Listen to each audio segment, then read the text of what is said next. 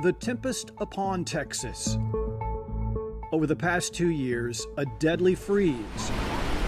Freezing rain on top of already impassable roads. Record rainfall and floods. Within a matter of like 10 minutes, the place just filled with water. Scorching heat followed by raging wildfires. People here in Carbon, Texas are picking up what's left of their community after an overnight fire destroyed much of their city. I've lost everything. Texas is home to some of the most extreme weather in North America. Is it coincidence, or can we point to something else? Mother Nature's awesome fury, or are we in Texas the co-authors of our own tragic tale? Drilling rigs, they're cropping up again all over the state of Texas. Great news for producers and operators and to the economy. Folks who live next door, they see it more as just a nuisance. But what they can't see is what we all should be worried about. Methane, or leaking natural gas, superheating the planet. And one of the worst spots in the world for it, right here in Texas.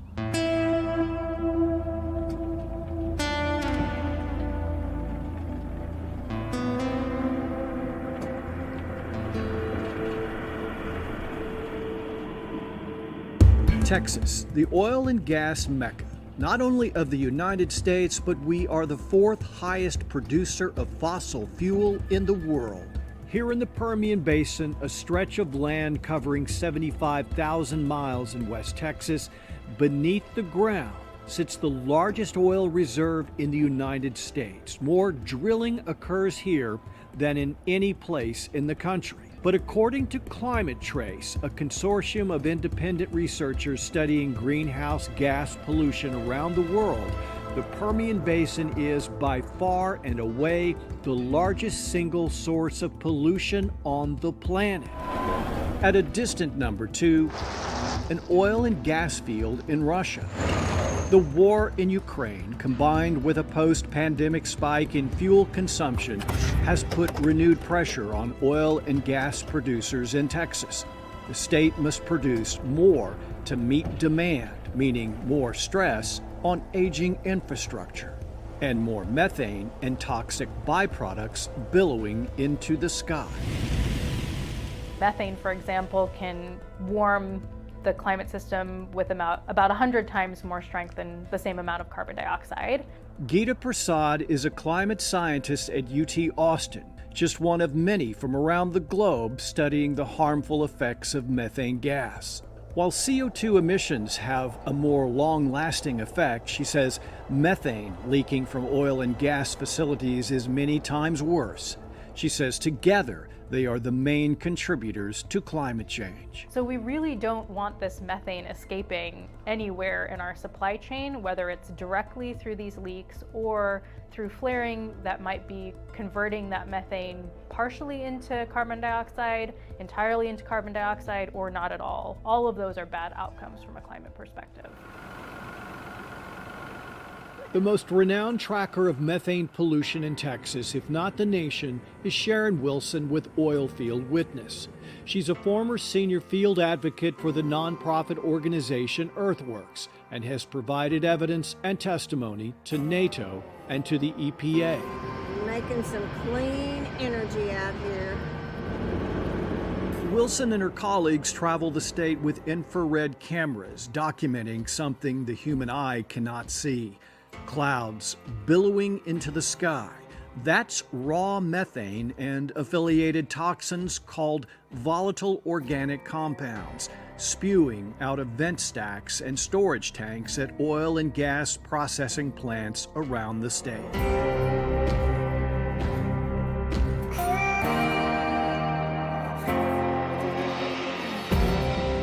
Wilson is convinced after more than a decade of research, the problem is worse than ever. She says even advanced filtering technology installed by many operators is not helping. A few weeks ago, we were in the Permian and we observed 26 sites. All of them were emitting. Of the 26 sites, 14 had observable vapor recovery systems. Of the 14, 100% were failing. and I mean failing in a big way. Wilson often teams up with the nonprofit Environmental Defense Fund. A recent study by the EDF reveals the Permian Basin releases nearly 3 times more methane than the EPA has previously estimated, 1.4 million metric tons every year, enough natural gas to meet the needs of nearly 2 million homes. It is one of the leakiest basins in the United States, but what we found is that many oil-producing basins do tend to have higher emissions than natural gas producing basins. And I think a lot of that problem is due to flares, particularly in the Permian. The Environmental Defense Fund first began collecting aerial methane data in 2019 and conducted more than 100 flights across the Permian Basin for 2 years using airplanes and helicopters, documenting methane leaks from thousands of wells and production facilities. So they would fly over the area kind of in a lawnmower pattern and then would actually see the normally invisible methane with their instrument. And they could both visualize the plume so they could see which exact site the methane was coming from, and quantify the emission rate. So this approach allowed us to survey thousands of sites very quickly and find many large emitters, and then send that data to operators and other stakeholders so they could reduce those emissions.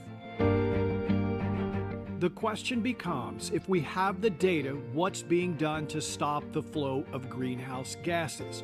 Texas has no rules prohibiting methane releases, but the gas must be burned off or flared, like this. But first, plant operators must obtain a permit from the Texas Railroad Commission, and at that, only limited amounts can be flared. Flaring natural gas is a highly regulated process, most commonly used in crude oil production, in which excess natural gas is burned off at a well site. This reduces pollution and protects public safety by burning flammable gas rather than releasing it into the atmosphere. Flaring The Environmental Defense Fund and Earthworks Texas claim that as much as 84% of the flaring activity in Texas is unpermitted and unchecked. They say state regulators are doing little or nothing to measure how much flaring is going on, or how much methane, carbon dioxide, or toxins are being released into the air. Railroad Commission officials declined to comment to Spectrum News about the findings, but it is on record calling the Earthworks analysis flawed and based on incomplete data or inaccurate assumptions. The Environmental Defense Fund says about 1 in 10 of the flares in the Permian Basin they documented 2 years ago were malfunctioning and venting methane gas directly into the air.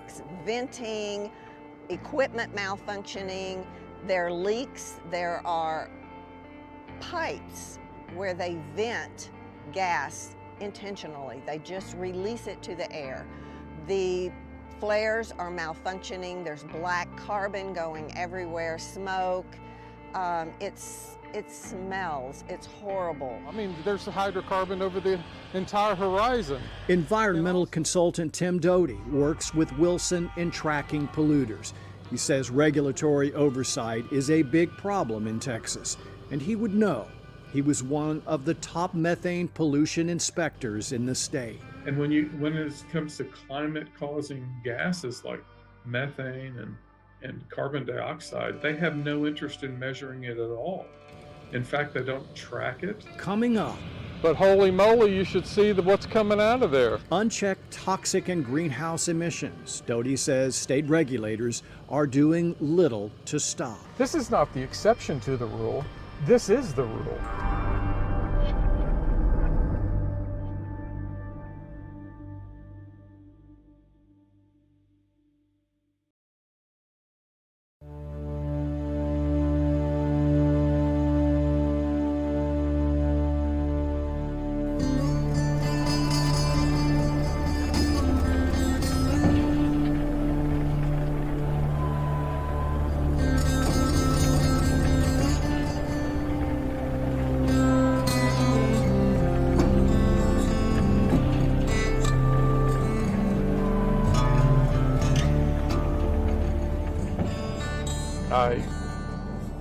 was responsible early on the first couple of years doing mobile monitoring work, so air monitoring. We're going on a ride with environmental consultant Tim Doty. He's a former air quality expert with the TCEQ, the Texas Commission on Environmental Quality, whose job it is to monitor oil and gas pollution in Texas.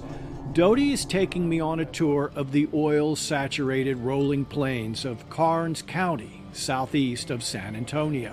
And then became the large project leader, which I managed, 15 to 20 people. Doty led the state's environmental agency's efforts to police oil and gas polluters for 25 years.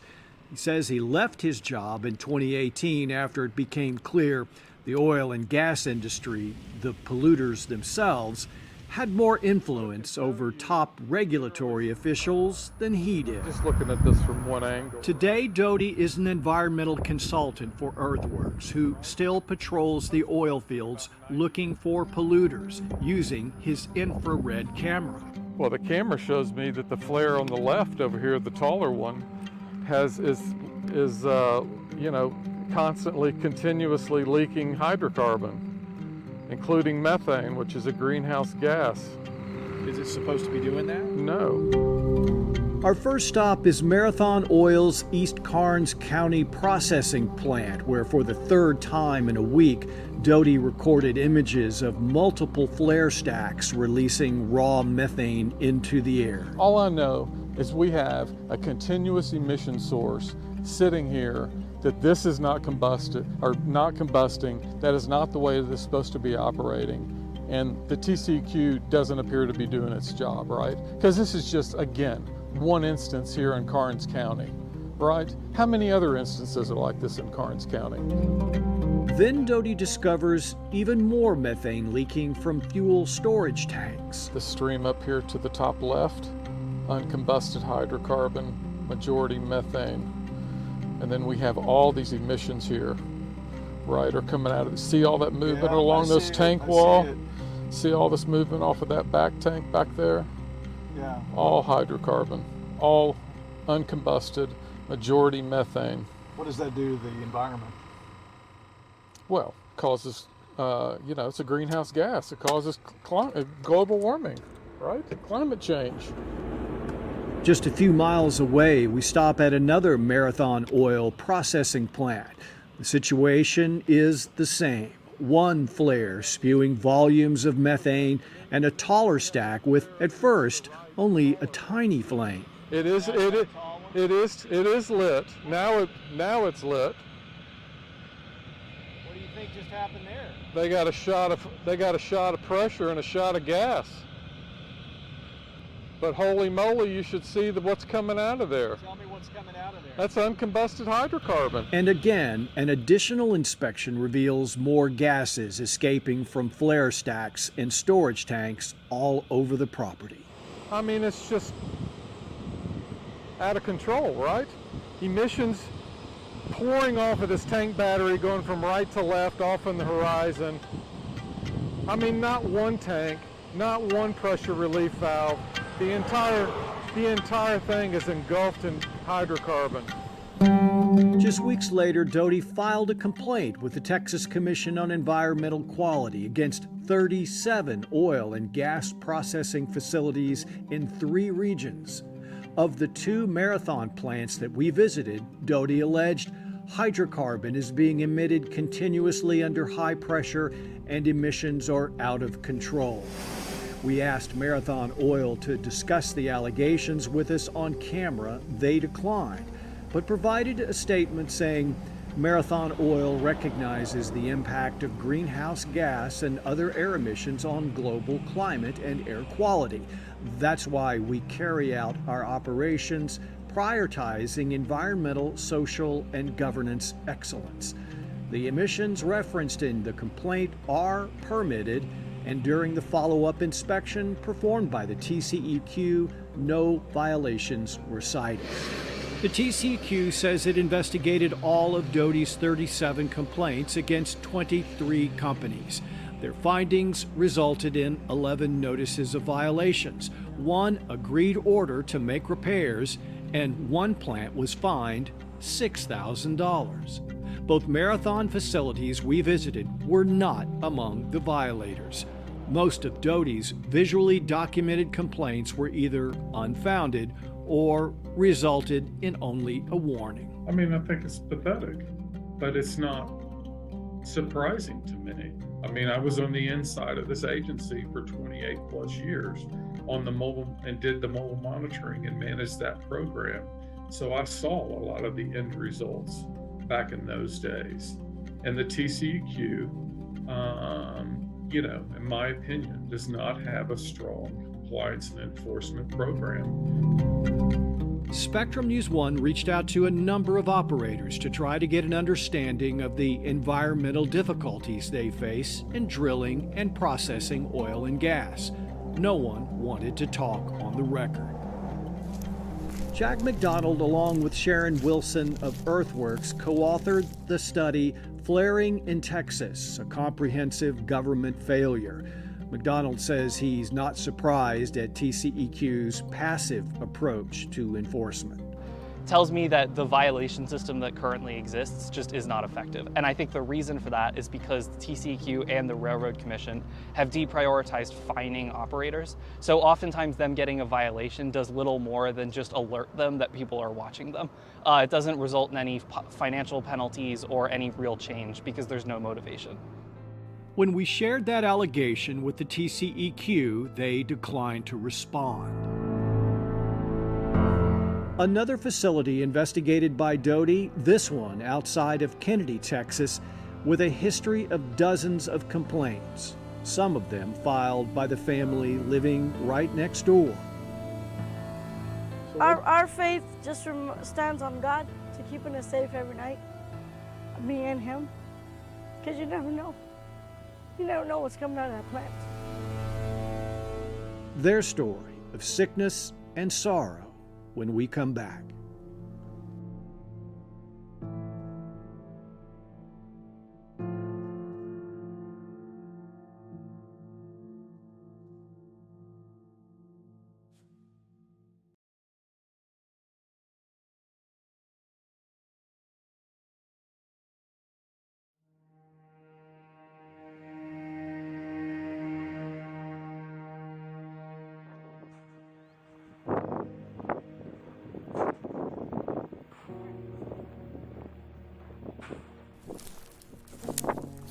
Raquel and Longino Lara of Kennedy, Texas live modestly on this 20-acre ranch on the rolling hills of Karnes County, about an hour southeast of San Antonio.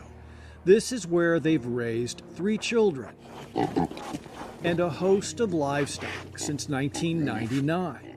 But in 2010, their peaceful life in this rugged countryside dramatically changed.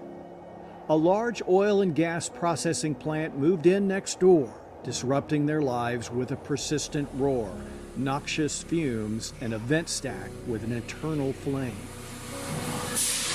They were like, well, maybe the rednecks are coming because you're sewer. And I'm like, no, that's never happened. We lived here since 1999. That never happened. Never. But when that plant came out, you smell all kinds of smells. Do you know what is coming out of that stack that's burning right there? Do you know that's flaring?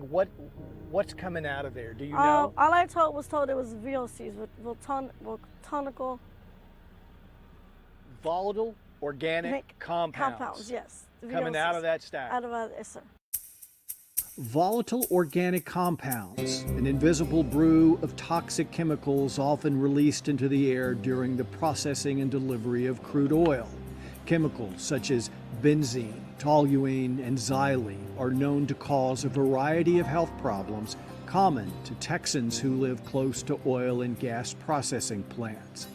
Just months after this plant moved in next door, the Laras say their health and physical abilities began to erode. Longino says it started with nosebleeds, then congestion, headaches, rapid weight gain, and difficulty breathing. He says he was soon forced to stop working his ranch. Before then, I was like up and down.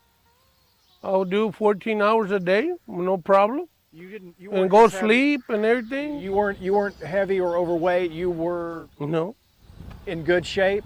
not the way I am now. What happened? He says his doctor has been unable to pinpoint the source of his sickness, but the Laras say it's not just them. They say first their daughters got sick. One went into early labor and lost a child. Then their animals started dying, including their beloved horse, Escondido, who 2 years ago dropped dead. It was 7 o'clock in the morning when I got up and I went to the vehicle and I saw something laying down. I said, that was strange to me because I never seen that before. And I You went didn't and think checked he it out. was dead? No. And then when you I saw came him- inside and I told her, I said, the horse is dead. So how can that happen? Nobody knows. Geeta Prasad, a climate scientist with the University of Texas, says she studied similar cases of serious and unexplained sickness in communities located near oil and gas processing plants. We're seeing reports of communities near flaring sites seeing these higher rates of things like respiratory illness, cardiovascular illness, birth defects, cancer. These are all things that the pollution that is produced by flaring we know is implicated in. Among the studies referred to by Prasad, this one from scientists at Rice University last year, who concluded that flaring poses a substantial threat to human health, such as respiratory and skin diseases. The study also quotes research that found proximity to flares was associated with preterm births, shorter gestation, and lower birth weights. The Laras had always suspected the oil and gas operation next door was affecting their health. As it turned out, they were not alone. State records show numerous complaints against the plant have been filed with air quality regulators at the Texas Commission on Environmental Quality. TCEQ records show a litany of complaints, 67 in all, dating back to 2014. Each one of them investigated, unsubstantiated, and then closed. Until recently, the plant was owned by Validus Energy, which took over operations 3 years ago. Validus strongly denied the allegation, saying it has received 4 complaints since that time, and all have been investigated and cleared by the TCEQ. Validus says it has never detected major issues and has a number of safety measures in place, including daily monitoring of flaring volumes and voluntary monthly inspections. But in multiple visits to the same plant, the environmental group Earthworks has done its own inspection. To the human eye, the plant appears calm and clear. But when Earthworks zoomed in with their infrared camera, they say they quickly found evidence of massive clouds of methane flowing out of the stacks and tanks. I can see the small flare over here. Environmental consultant and former TCEQ investigator Tim Doty has also inspected the site. From my personal experience, I'm not buying it. Right? I've been there near the site, adjacent. I've smelled it. I've seen it. I would not want to live next to it. It's just hard to fathom. The Laras say they have tried to sell their land, but there are no takers. They believe they are now stuck with 20 acres of wasteland that yields nothing but sickness and sorrow. The way I would describe it is like when you've been so active for all your life and somebody deprives you of that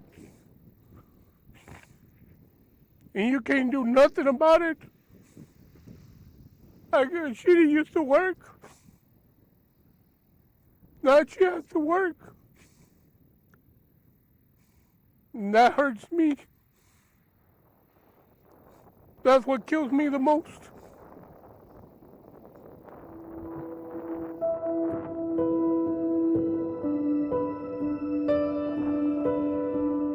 Our faith just stands on God to keeping us safe every night, me and him. Because you never know. You never know what's coming out of that plant.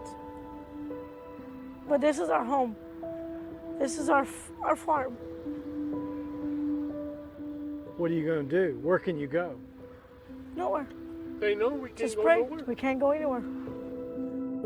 No escape from their ranch and perhaps no answer for the gases escaping the plant next door, which experts say are destroying more than property. Scientists from around the globe say they are destroying the planet. Coming up. Commissioner, you're not going to respond to this? Thank you for visiting with us. I appreciate you being here. I'll be happy to have our office comment to you whenever you have time. Thank you. What state officials aren't saying about the lack of regulation and what some of the regulators may not want Texans to know.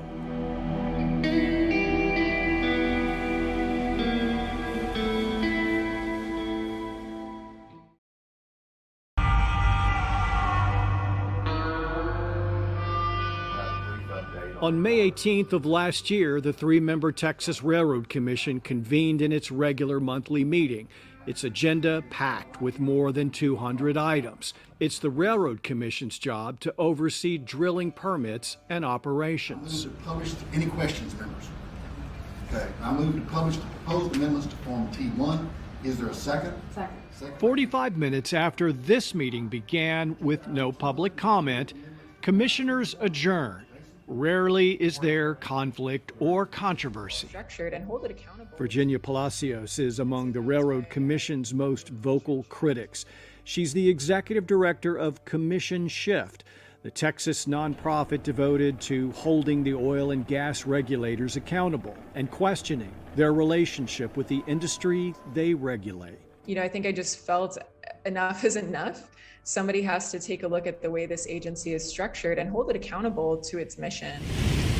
According to Commission Shift's research, from 2014 through 2020, 4 different railroad commissioners campaigning for office raised more than $10 million from industry insiders. That's more than half of their total contributions. We looked at campaign contributions to the railroad commissioners from 2015 through 2020, and we found that 2/3 of the campaign contributions from the sitting railroad commissioners came from the same companies that they oversee on the Railroad Commission. Companies are allowed to give to commissioners' campaigns any time of year at any amount, even if they have a case pending before the commission. And it's common for us to see companies giving to the commissioners at key decision-making moments. In its recent report, Flaring in Texas, a Comprehensive Government Failure, Earthworks Texas accuses the Railroad Commission of failing to accurately grant and track flaring permits around the state. The report accuses the agency of not enforcing its own pollution policies and rubber stamping the flaring permit requests. When Earthworks pressed commissioners for more records, they say all they received were excuses. At one time, we asked for certain reports that they have, and the main office said they're kept at the district office. So we asked the district office and they said, well, they're kept at the main office. Nobody keeps these records. And what is your response to it? When our attempts to get commissioners to respond to the report were unsuccessful, we showed up to the Railroad Commission's monthly public meeting in Austin. Wayne Christian is the chairman. Commissioner, you're not going to respond to this? Thank you for visiting with us. I appreciate you being here. I'll be happy to have our office comment to you whenever you have time. Thank you. Christian later issued a statement calling Commission Shift an anti-oil and gas special interest group funded by out-of-state liberals. Christian went on to dismiss the Earthworks pollution reports, calling them a radical environmental group. He says it's in their financial interest to perpetuate the lie that there is a flaring crisis in Texas. Commission Shift has also criticized another railroad commissioner, Christy Craddock, for having close ties to the oil and gas industry, citing several instances where she failed to recuse herself from decisions impacting companies in which she had financial interests. Craddock's office responded with this statement saying, Commissioner Craddock has a proven history of taking principled votes that consider fact and merit alone. Maintaining public trust is of utmost importance. Former industry inspector Tim Doty says the Railroad Commission and the TCEQ are not only weak on oil and gas industry enforcement, he believes they've essentially stopped trying. I just attended a TCEQ conference, 2 months ago, where they openly said if an emission event, if a company is reporting an emission event at their facility, they do not have to report greenhouse gases, no methane, no carbon dioxide. In fact, some companies still do, but the TCEQ openly said we're not interested in it. We're not going to track it, right? And I think that's really appalling. When you flare that natural gas, instead of it, say, being emitted directly into the atmosphere, you're maybe burning some of that methane and turning it into carbon dioxide. And so then that carbon dioxide is what goes into the atmosphere and still has a warming effect. The recent destructive weather events in Texas represent just a fraction of the dynamic climate change being seen all over the world. Last summer, after what weather experts called a 1,000-year flood event in Dallas, I asked Governor Greg Abbott if he saw a connection between our weather and climate change. We're constantly looking at what extreme weather may lead to, whether it be power demand, extreme heat, extreme cold, heavy water, or even drought. Are you concerned about climate change? We constantly focus on issues such as extreme weather, and we want to be prepared for whatever type of weather may be coming our way. Extreme weather that climate scientists say is due in large part to unchecked methane releases from oil and gas formations in Texas, which is why Jack McDonald of Earthworks volunteers his time to help research and speak out before time runs out. But I think that because all of the data points to this, it is increasingly important that we deal with this issue before it becomes an existential threat, before we push our own species to the brink simply for the sake of profit.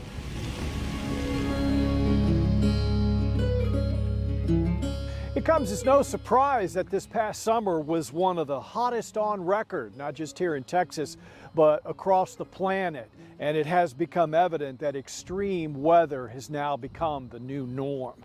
The question now is, when those extremes become intolerable, will it be too late? Thank you for watching.